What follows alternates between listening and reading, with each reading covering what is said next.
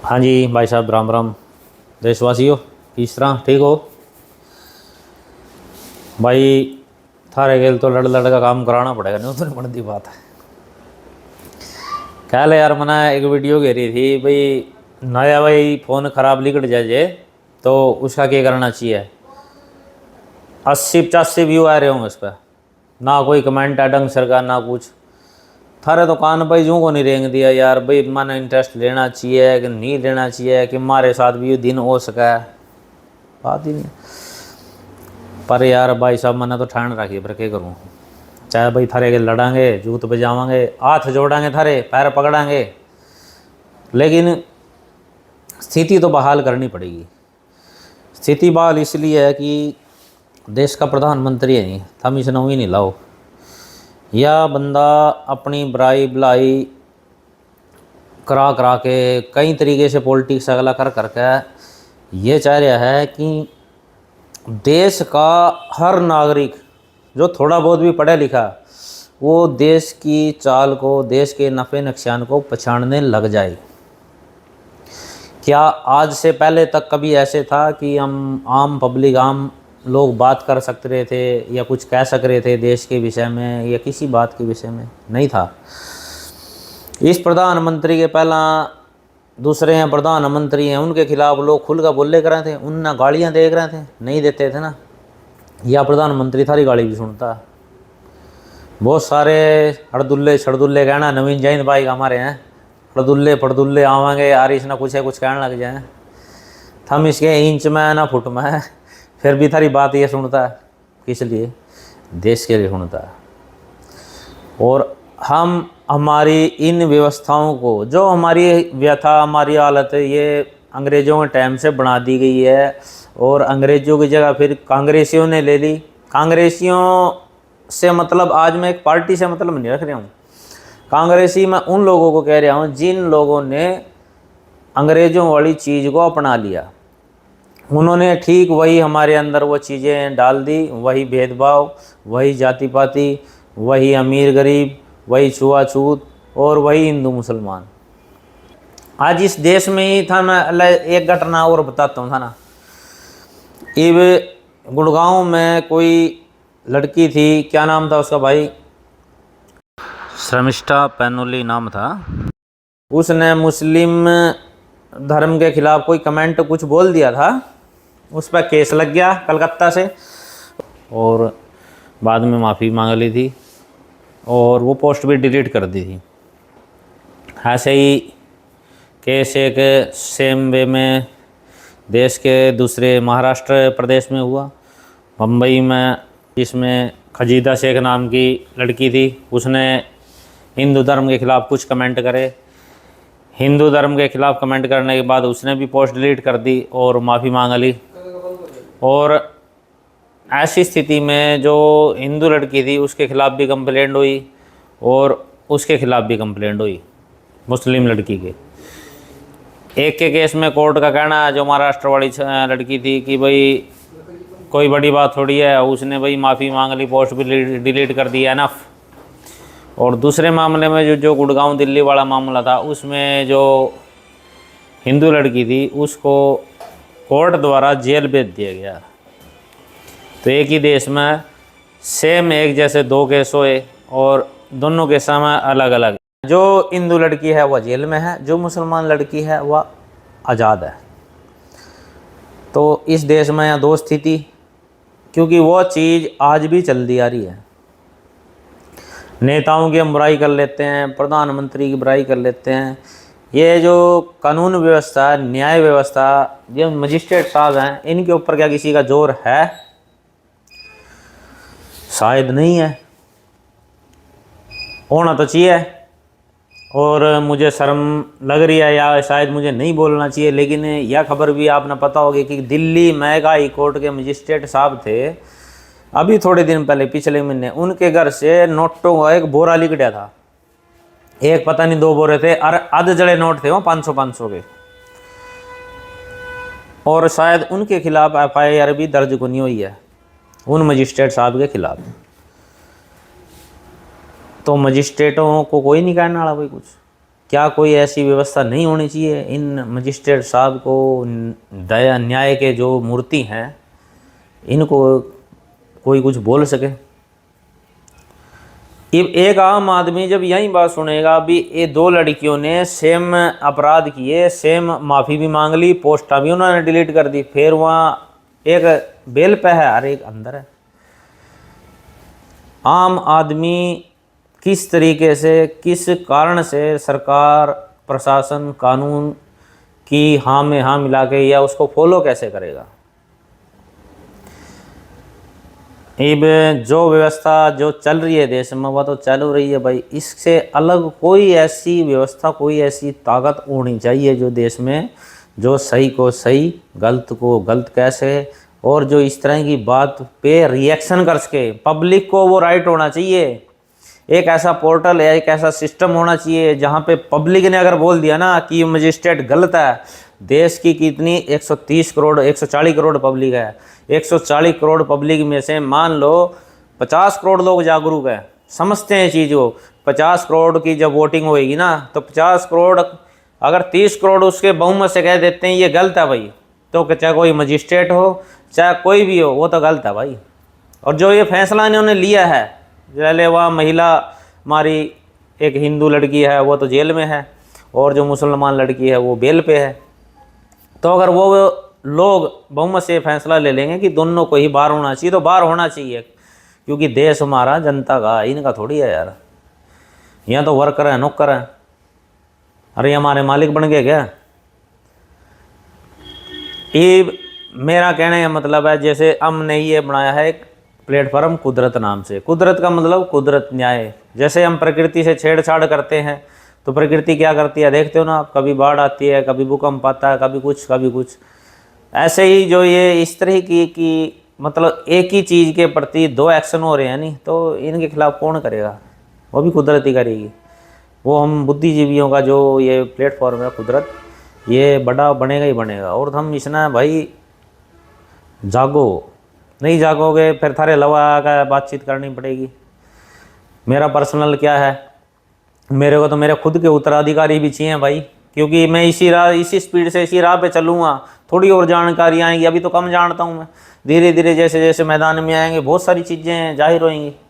फिर वही नवीन जैन अड़गाल होएगा भाई, चलो भाई डिटेन कर दिया इसको, हाउस अरेस्ट कर दो, या इससे भी बड़ी बड़ी कोई घटना है उसका, तो फिर मुझे तो मेरा उत्तराधिकारी भी चाहिएगा, पीछे भी तो लोग चाहिएंगे। मैं नहीं हूँ तो कौन संभालेगा, वहाँ नहीं है तो कौन संभालेगा?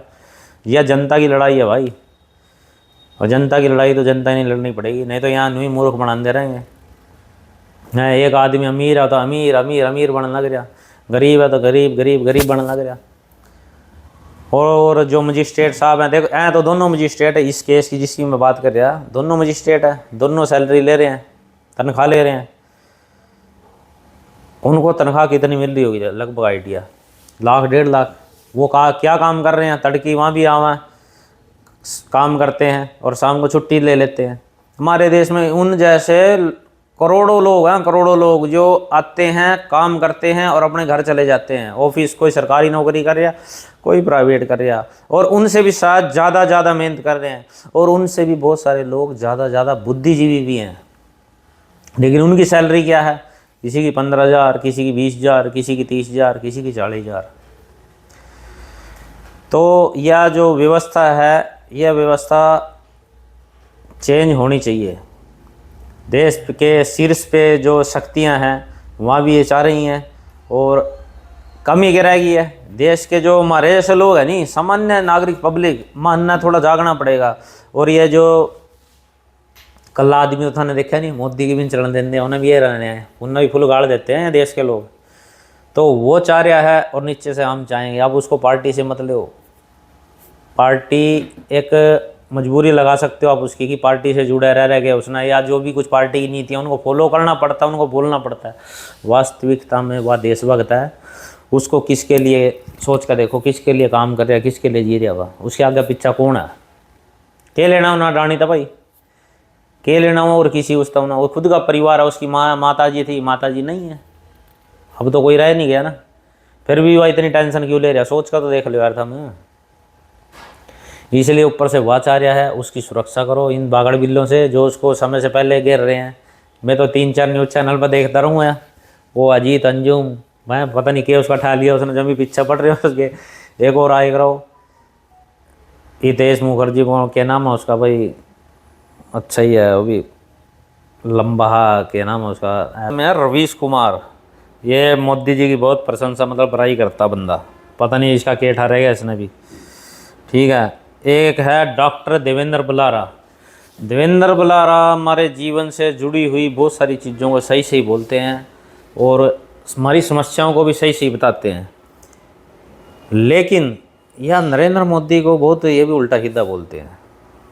ठीक है, जो हमारी जुड़ी हुई जीवन से जुड़ी हुई चीज़ें हैं ना, जो आम पब्लिक को पता चलनी चाहिए, जो ये अंतर्राष्ट्रीय जो समाज है, दूसरे दूसरे देश हैं, देशों के बड़े बड़े लोग हैं, लैले अमीर लोग जो संसार को चला रहे हैं, उनकी काली सच्चाई, जो हमारे लैले देश के अंदर कंपनियां काम कर रही हैं उनकी सच्चाई, जो हमारे आसपास में घटित हो रहा है, जो निजी सरकारी गैर सरकारी लोग उससे जुड़े संस्थान कर रहे हैं, वो ये सही सही बताते हैं डॉक्टर देवेंद्र बलारा।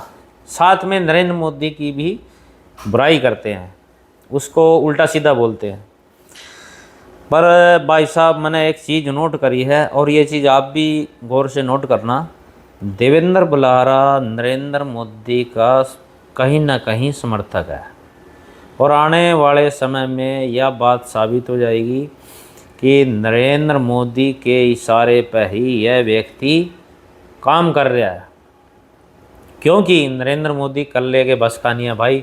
वह यही शब्द बोलने लग गया ना जो आज डॉक्टर देवेंद्र बलारा बोल रहे हैं, तो उसको रहने नहीं देंगे। ये बड़े बड़े जो मगरमच्छ हैं, नहीं अंतर्राष्ट्रीय मगरमच्छ, जो देश की प्रधानमंत्रियों की भी तय करते हैं भी कौन देश का कौन प्रधानमंत्री होना चाहिए, किस देश में किसकी सरकार होनी चाहिए, ये बंदे फिर इसने उखाड़ फेंकेंगे। तो अंडरग्राउंड में डॉक्टर देवेंद्र बलारा श्रीमान मोदी जी के निर्देश पे या इशारे पे काम कर रहा है, इसमें कोई शक नहीं है। या आपके सामने आएगी बात, या मेरा कहना यह है कि भाई मोदी जी को पार्टी से नहीं जोड़ना अपना, वो उस व्यक्ति को देखो वह क्या चाह रहा है। फिर मानना ऊपर से वह चाह रहा है, बीच में भी उसने कई लोगों को ऐसों को तैयार कर रखा है कि जो हमारी आंखें खोलने के लिए तैयार बैठे हैं, बोल भी रहे हैं और उसी के इशारे भी नरेंद्र मोदी जी को गाड़ियाँ में दे रहे हैं। और नीचे से यार हमारे माम पब्लिक बिना कुछ नहीं है, मानना बहुत जागना बहुत ज़रूरी है। इधर से हम काम करेंगे उधर से वो है और सिस्टम नहीं पलट जाएगा। यह सही बात है, हिंदुस्तान अपने आप में विश्व गुरु है, महाशक्ति है आने वाले समय की। और इन बागड़ बिल्लों को देश से उखाड़ना, संसार से उखाड़ना, ये जब भारत से शुरुआत होएगी ना तब संभव होएगा।